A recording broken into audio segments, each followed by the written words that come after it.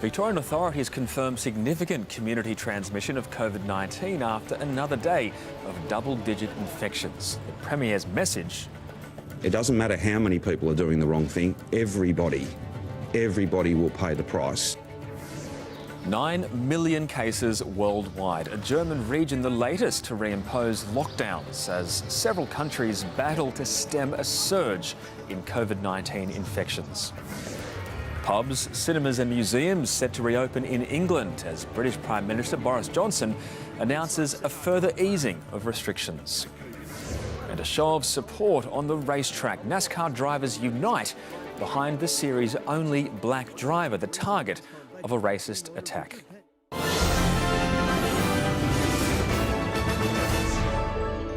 This is SBS World News with Darren Mara. Good evening. It's almost 3 months since Australia's first case of COVID-19 was confirmed in Victoria, and now that state's latest outbreak has worsened, with health authorities confirming there has been significant community transmission. Victoria has recorded 17 new cases overnight. 11 cases are still under investigation as the state records double-digit growth for the 7th day in a row. On the front line of Melbourne's COVID-19 infection hotspots, 2 primary schools, both in the metropolitan area, closed for deep cleaning, a student at each confirmed with the virus. The sudden spike blamed on what is being described as significant community transmission.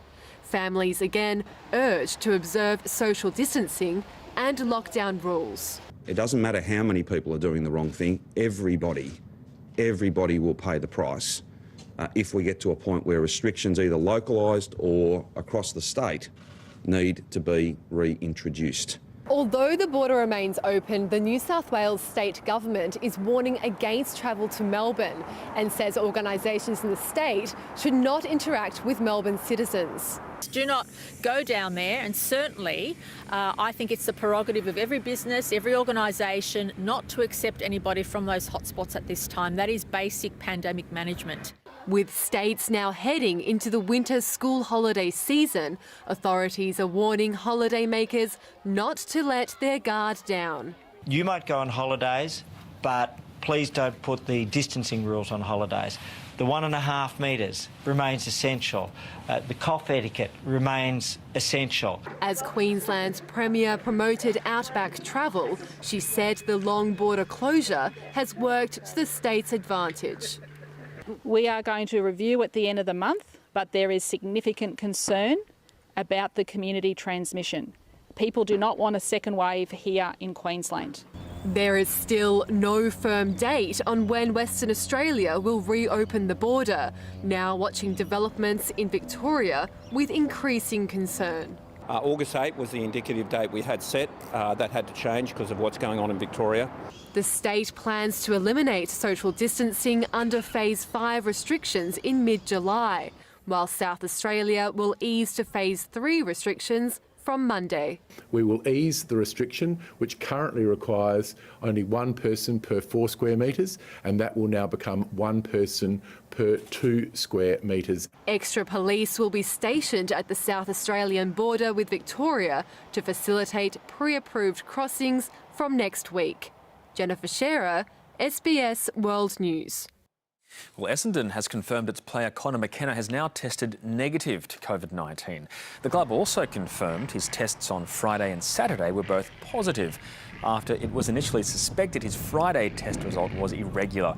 The Bombers match on Sunday against Melbourne was postponed as a result. McKenna has been in quarantine since Saturday and will be tested again tomorrow before any decisions are made on when he can rejoin his teammates for training and matches. Well, the Victorian government is redoubling efforts to get the coronavirus message out to diverse communities living in areas of high transmission. It's engaging community leaders and will go door to door, hoping to avoid stronger restrictions in outbreak zones. These are the hotspots where the Victorian government fears the message on coronavirus safety isn't getting across. No, everybody knows. Just getting confused. I don't know where we can find the information. Nobody cares. Nobody does the right things. The state government now taking a more personal approach. There will be hundreds and hundreds and hundreds of people from our expanded public health team out there door knocking in hotspot suburbs.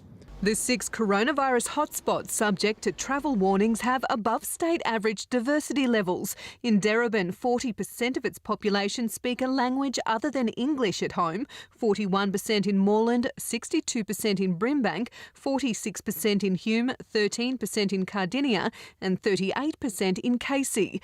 The Ethnic Communities Council says the language barrier means many are missing out on essential COVID-19 information, including options for government support. There are a lot of people missing out, and how you get to those communities that are missing out, or members of those communities are missing out, is a real challenge.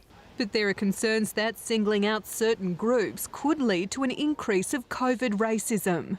It can be misconstrued by sectors of the community who feeds into their paranoia, racism paranoia, and they'll use that. I wouldn't be singling out any particular communities, know that this is happening across a wide range of communities. The state enacting a more stringent testing regime with pop-up clinics and roving testing facilities in hotspot areas. Facilities this week extending hours to deal with an increased demand. With door-to-door community engagement set to begin tomorrow, it's hoped that a tailored in-language approach will help fill the information gap for Melbourne's culturally diverse communities. Quite a lot of older people have low English language. She says many in the community also struggle with restrictions on family gatherings. In our community, we miss that closeness quite a lot. Those living in the hotspots are encouraged to limit their travel. The state government says stronger action to contain the spread remains on the table. Abby Dinham, SBS World News. Authorities have reimposed a lockdown in a large district in Western Germany after a coronavirus outbreak linked to a meat processing plant. COVID-19 cases are soaring in several countries as another grim milestone is reached, with more than 9 million cases recorded globally. A step back in Germany after a coronavirus flare-up. New lockdown measures are being imposed in a part of the country that's seen a surge in infections linked to a slaughterhouse where more than 1,500 people tested positive for the virus and thousands more were placed in quarantine. German officials admit the country could face a second COVID-19 wave. One thing is important. We must remain vigilant. The virus is still in our country, and if we give it the chance to spread, it will take this chance, as we can see from the current outbreaks. New figures show the German economy will shrink by 6.5% this year due to the pandemic. Just a day after Spain lifted its state of emergency, welcoming back tourists, 3 districts there are also going back into lockdown after hundreds of new cases. In Beijing, inflatable COVID testing labs are popping up as the Chinese capital reports more new cases, and health officials announce the fast-tracking of mass testing for the virus. India is still battling its first wave as it recorded almost 15,000 new cases in 24 hours, while other nations from Israel to South Korea experience a second wave. We found out that our predictions that COVID-19 will slow down in the summer were all incorrect, and we believe that the virus outbreak will continue as long as there are close contacts between people in closed space. The Philippines has recorded its biggest single-day increase in infections, with more than 1,500 additional cases. And as Russia prepares for its delayed annual Victory Day parade, its coronavirus case tally is nearing 600,000, the world's third highest, with 150 new deaths and more than 7,400 cases reported in 24 hours. The World Health Organization says the pandemic is accelerating. It took more than 3 months for the first 1 million cases to be reported. The last 1 million cases were reported in just 8 days. The WHO also warning the search for a vaccine could last more than 2 years. Vesna Nazor, SBS World News. Well, the British Prime Minister has announced an easing of coronavirus restrictions in England from early next month, offering relief to many businesses. Europe correspondent Ben Lewis joins me now live from London. And Ben, what has Boris Johnson outlined? Darren, good evening. The biggest change is to the 2-metre social distancing rule. That's being reduced to 1 metre plus. That's the phrasing they're using, essentially meaning that people can sit a metre from each other as long as they're also taking other precautions like wearing a face mask. The change to that rule means that pubs and restaurants will be able to reopen in England from the 4th of July. It will be table service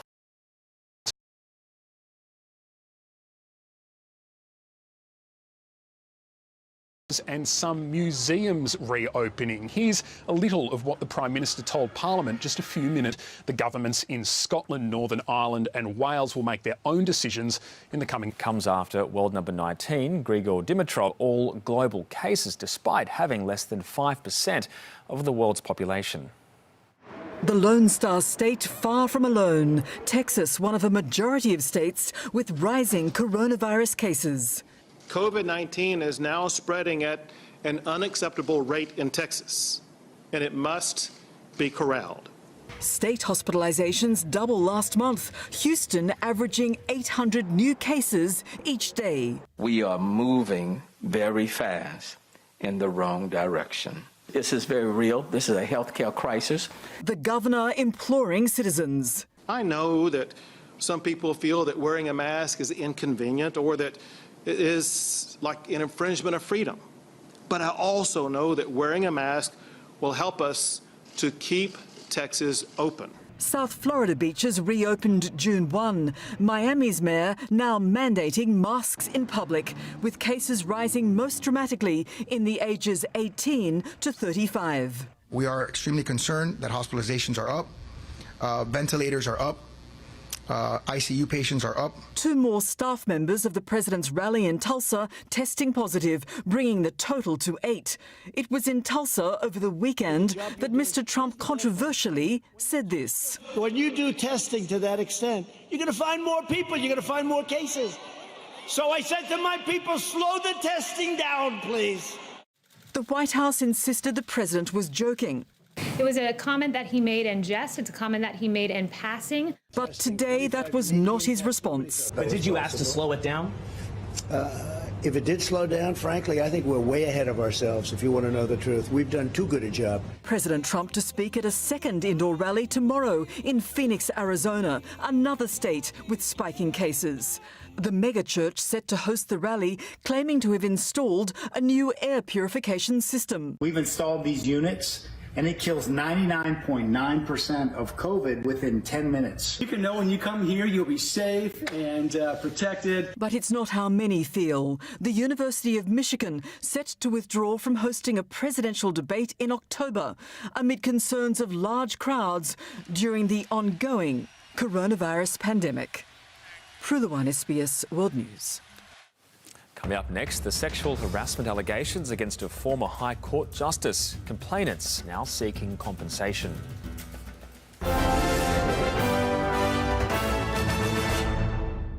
Next Tuesday on Where Are You Really From? The Greek history of Darwin. Oh!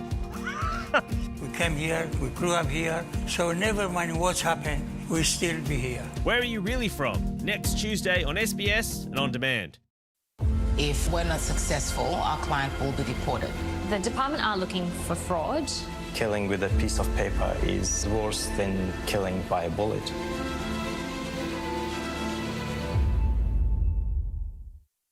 Finding impartial, unbiased reviews and advice these days gets more and more difficult. What I love about Choice is its fact-based information and insights that allow you to make good choices. If I ever need to buy a product, I can just compare them so easily. Choice's rigorous testing means that I don't have to. I trust Choice because they are independent. Advocating on consumers' behalf. And they're authentic. That's why I'm a member of Choice.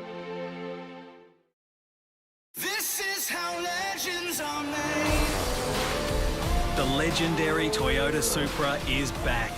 Experience the exhilaration for yourself. Oh, what a feeling. Toyota. Toy Mania's back at Big W with more ways to safely shop. You can lay by now for Christmas online and in-store, and we'll hold on to your toys for you. Toy Mania ends July 15. Big W. Every day's a big day. For 107 years, the Tour has proven to be the biggest bike race of them all. Listen to that crowd. He's the king! This is a sporting event like no other. Talk about drama. And now we wind back the clock. The rocket has been launched. Flex chains off. Bobby Kieran has done it again. And relive the moments that have shaped this beautiful race. Etap Classic starts Saturday on SBS and on demand.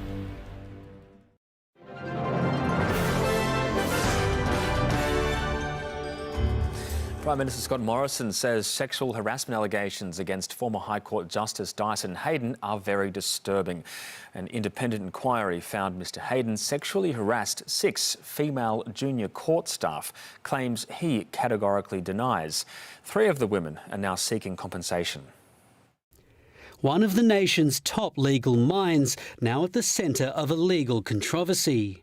Dyson Heydon, the former High Court Justice, accused by 6 of his former associates of sexual harassment. They're very serious allegations, they're very concerning and very disturbing. An independent inquiry by the High Court confirming its months-long investigation found Mr Heydon harassed the women during his tenure between 2003 and 2013, after 2 of the accusers came forward to the Chief Justice, who since apologised to the victims. We know it would have been difficult coming forward. We're ashamed that this could have happened at the High Court of Australia. We have moved to do all we can to make sure the experiences of these women will not be repeated. The women claimed they were too scared to make complaints about Mr Heydon at the time. Rachel Collins and Chelsea Tabbott said his actions influenced their decisions to ultimately leave the profession. Together with another woman, they're now pursuing claims for compensation. They were young women in their first job in the legal profession. To their horror, they were sexually harassed by a judge of the High Court. The power imbalance that is there between a High Court judge in his 60s and a young woman graduate in their first employment in their 20s is just extraordinary. After serving in the High Court, he was handpicked by former Prime Minister Tony Abbott to head the Trade Union Royal Commission. Now there are calls for his honours, including an Order of Australia medal, to be stripped. This guy was using his job in a very predatory fashion. So how does he get to keep the highest honour in Australia? The allegations shocking all tiers of the sector. And a wake-up call to the profession to hear about this. Even if you regard someone highly, it does not mean that sexual harassment is not happening in that workplace. Through his lawyers, Dyson Heydon has categorically denied the allegations. If any conduct of his has caused offence, that result was inadvertent and unintended, and he apologises for any offence caused. The women's lawyers say if Mr Heydon does not enter talks of settlement, they'll take their complaints to the Australian Human Rights Commission. Matt Cannellan, SBS World News. North Korea has reinstalled loudspeakers which usually broadcast propaganda messages along its border with the south. The systems were taken down after Pyongyang and Seoul signed a 2018 accord to cease all hostile acts. Tensions have been on the rise in recent weeks after the North blew up a joint liaison office, angry at South Korea for not stopping defectors and activists from sending anti-Pyongyang leaflets across the border. Commercial satellite images now show the building is still standing but damaged. It comes 2 days ahead of the 70th anniversary of the start of the Korean War. China has successfully launched the final satellite in its Beidou system, which emulates and may eventually compete with America's Global Positioning System, or GPS. The now complete navigation satellite system consists of 30 satellites. It began providing services to countries taking part in its sprawling Belt and Road Initiative in 2018. Protesters and police have clashed outside the White House after demonstrators tried to tear down a statue of former President Andrew Jackson. Police formed a protective ring around the monument, which protesters attempted to dislodge with ropes. It's the latest bid to destroy images of historical figures considered divisive or racist. President Trump has tweeted that he's authorised the federal government to arrest anyone who vandalises a federal monument and threatened up to 10 years prison. NASCAR drivers have joined in an act of solidarity after a noose was left in the garage of a black colleague. Bubba Wallace was joined by all 39 drivers as they pushed his car to the front of the line at Talladega Speedway. The stock car series was left reeling at the racist act, which led to an FBI investigation. Tonight at Talladega Superspeedway, an incredible show of solidarity with driver Bubba Wallace before the race. Drivers and pit crews from every team marching along with Wallace's number 43 car. The powerful moment necessary after a noose was found by a team member hanging inside Wallace's garage stall at the track on Sunday. Wallace, the circuit's only full-time black driver, emerging overcome, embracing NASCAR legend and team owner Richard Petty, who called the incident a filthy act. The drivers then bowing their heads in prayer. And as we stand together against racism, by your Holy Spirit, guide us to true liberty and justice for all. Team officials say the noose was found by a member of Wallace's team who immediately reported it. The FBI and the Department of Justice Civil Rights Division now investigating along with NASCAR. You want to make sure that Bubba is safe, and we have stepped up security. Wallace, undaunted, writing, "As my mother told me today, they are just trying to scare you. This will not break me. I will not give in, nor will I back down." The hate-fueled attack coming about 2 weeks after the Confederate flag was banned from all NASCAR events. There's no good that comes with that flag, and that's the message we're kind of trying to get across. That charge for change boldly led by Wallace, who emblazoned his car with the Black Lives Matter hashtag. Sunday's race was postponed due to bad weather. 5,000 fans were welcome. The Confederate flag was not, but plenty of them outside, and even one flying above, those words reading "Defund NASCAR." Tonight, these words on the infield: "I stand with Bubba." Former South African President Jacob Zuma has appeared in court to face multiple charges of racketeering, fraud, corruption and money laundering. Mr Zuma rejects the allegations as a politically motivated witch hunt. The judge did not set a date for the trial proper to start, but adjourned proceedings until September. The 16 charges relate to when Mr Zuma was South Africa's deputy president in 1999. And voters are going to the polls in Malawi after President Peter Mutharika's re-election last year was annulled over rigging. The Constitutional Court ruled that grave and widespread irregularities included the use of correction fluid on tally sheets. More than 6 million Malawians are registered to take part in the closely watched election. The finance figures now, and the Australian share market rose a little by the close. The 200 finished 0.2% stronger. The miners rose, AMP surged after the sale of its life insurance division was approved by New Zealand regulators. Most of the banks finished lower. Markets in Europe are stronger in the early deals, and one Australian dollar is buying 69.2 US cents. Coming up after the break, the weather and two of the rarest big cats in the world make their debut at San Diego Zoo.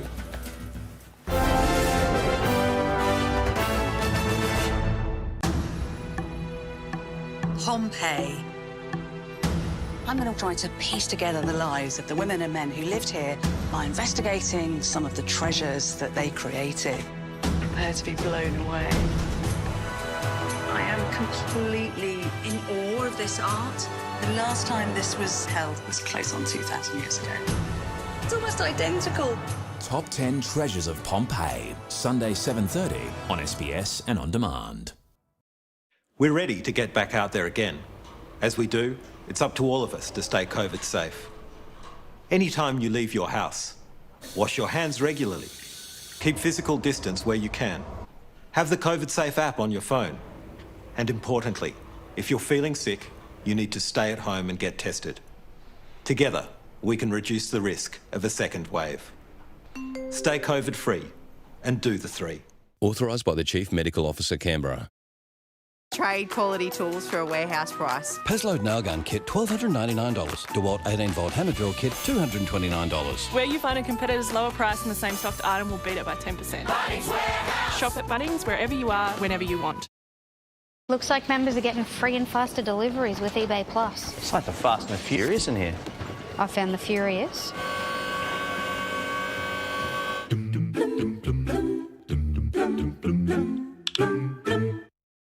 The medical groundbreakers. As a scientist, you developed a very significant vaccine. Saving countless lives. 135 million people worldwide. We're very focused not just on survival, but the quality of that survival. There is a constant need to do even better. But what happens when it gets personal? You're a cancer researcher. Your 2-year-old gets cancer. Insight. Now streaming on SBS On Demand.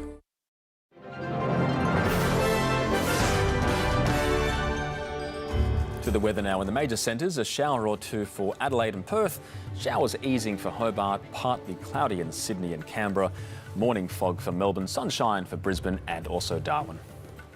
Well, a pair of rare Amur leopard cubs are now venturing outside at the recently reopened San Diego Zoo in the US. The 7-week-olds are already showing signs of natural behaviour such as stalking and climbing.